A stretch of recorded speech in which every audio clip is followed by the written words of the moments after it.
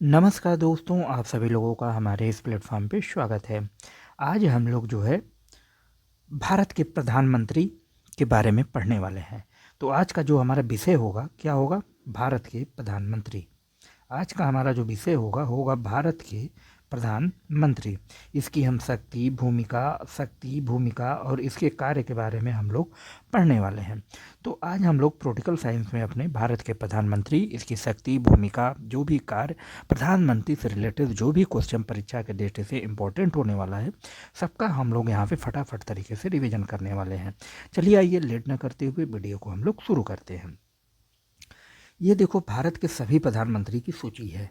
कौन कौन भारत में अभी तक प्रधानमंत्री बन चुका है। कौन बने हैं? जवाहरलाल नेहरू, उसके बाद लाल बहादुर शास्त्री, इंदिरा गांधी पहली महिला प्रधानमंत्री थी, मोरारजी देसाई, चौधरी चरण सिंह, राजीव गांधी, विश्वनाथ प्रताप सिंह, चंद्रशेखर, पीवी नरसिम्हा राव, अटल बिहारी वाजपेयी, एच.डी. देवगौड़ा, इंदु कुमार गुजराल, मनमोहन सिंह, उसके बाद नरेंद्र मोदी, जो अभी वर्तमान में भी हमारे प्रधानमंत्री बने हुए हैं। कौन? माननीय नरेंद्र मोदी जी। क्लियर। अब हम अगला स्लाइड देखते हैं। बात करेंगे प्रस्तावना की। सबसे पहले क्या बात करेंगे? प्रस्तावना की। भारत में संसदीय शासन प्रणाली को क्या किया गया है? अपनाया गया है। संविधान के अनुसार जो होता है राष्ट्रपति नाम मात्र का प्रमुख होता है, परंतु प्रधानमंत्री ही वास्तविक प्रमुख होता है। वह केंद्र सरकार का नेतृत्व करता है और देश के सबसे प्रभावशाली राजनीतिक व्यक्ति में होता है। तो प्रधानमंत्री के ये थोड़ा सा इंट्रोडक्शन हो गया। क्लियर।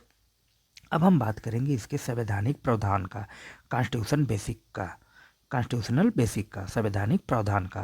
तो सबसे पहले इसमें आएगा आर्टिकल 74। आर्टिकल 74 क्या कहता है कि राष्ट्रपति को सलाह देने के लिए एक मंत्रिपरिषद होगी, जिसका प्रमुख कौन होगा? प्रधानमंत्री होगा। क्लियर। अनुच्छेद 75 क्या कहता है? प्रधानमंत्री की नियुक्ति राष्ट्रपति द्वारा की जाएगी। 75 क्या कहता है कि जो प्रधानमंत्री है उसकी नियुक्ति राष्ट्रपति द्वारा की जाएगी। प्रधानमंत्री तब तक अपने पद पर बना रह सकता है जब तक उसे लोकसभा में बहुमत प्राप्त होता है। क्लियर।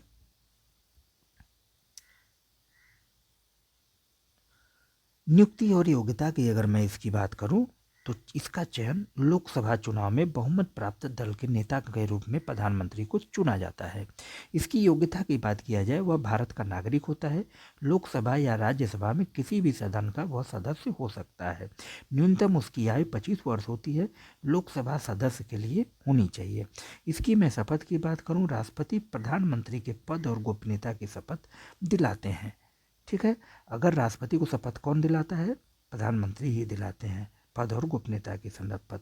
प्रधानमंत्री की शक्तियाँ की बात करें तो यह मंत्रिपरिषद का गठन करता है, मंत्रियों का चयन करता है, उनके विभागों का जो है बंटवारा करता है।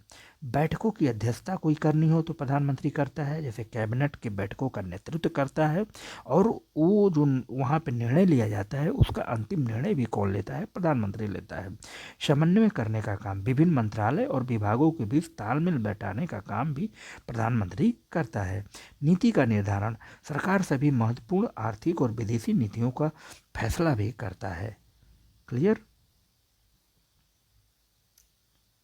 अब हम बात करेंगे संसद के नेता के रूप में भूमिका।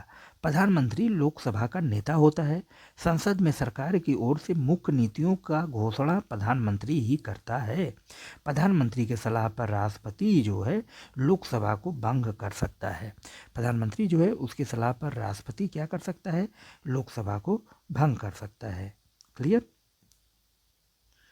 राष्ट्रपति और प्रधानमंत्री के संबंध की बात करेंगे। प्रधानमंत्री, राष्ट्रपति और मंत्रिपरिषद के बीच संपर्क की क्या है? मुख्य कड़ी है। प्रशासनिक और विधायी कार्यों की पूरी जानकारी राष्ट्रपति को देना प्रधानमंत्री का संवैधानिक कर्तव्य होता है। आर्टिकल 78 के अनुसार। आर्टिकल 78 क्या कहता है? 78 क्या कहता है? प्रशासनिक और विधायी कार्य जो होते हैं उसकी पूरी जानकारी प्रधानमंत्री क्या करता है? राष्ट्रपति को देता है। यह उसका संवैधानिक कर्तव्य है। ठीक है। इसके अन्य महत्वपूर्ण कार्य भी हैं, जैसे नीति आयोग। प्रधानमंत्री नीति आयोग का प्रधान अध्यक्ष होता है। विदेशी संबंध, प्रधानमंत्री मंचों पर भारत का प्रतिनिधि करता है। राष्ट्रीय सुरक्षा, परमाणु कमान और राष्ट्रीय सुरक्षा परिषद का भी यह नेतृत्व करता है। क्लियर। अब हम बात करेंगे कंक्लूजन, निष्कर्ष।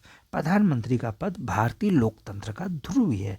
सदन में बहुमत होने पर प्रधानमंत्री के पास अपार शक्तियां होती हैं। वह देश के विकास और भविष्य का मुख्य सूत्रधार भी होता है। आई होप, मुझे उम्मीद है कि ये छोटी सी जानकारी प्रधानमंत्री से रिलेटेड आप लोगों को अच्छी लगी होगी।